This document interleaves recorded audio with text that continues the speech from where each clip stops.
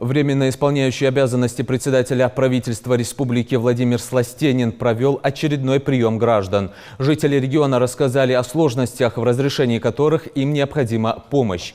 Так, отец 12 детей Курейш Барханоев из Яндари попросил оказать ему помощь в приобретении автобуса.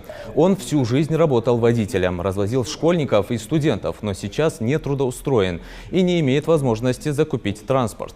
Владимир Сластенин поручил Министерству имущества совместно с Министерством труда Ингушетии рассмотреть возможность приобретения автобуса семье Барханоевых и помочь им как многодетной семье. Сложной жизненной ситуацией поделилась и жительница селения Нижние Очелуки Любовь Воделова. Она инвалид первой группы.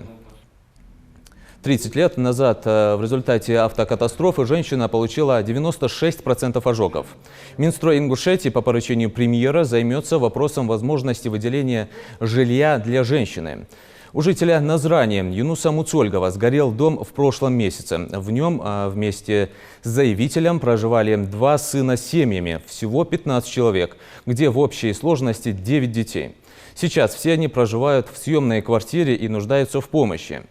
Владимир Сластенин поручил администрации Назрани оказать семье возможную материальную поддержку.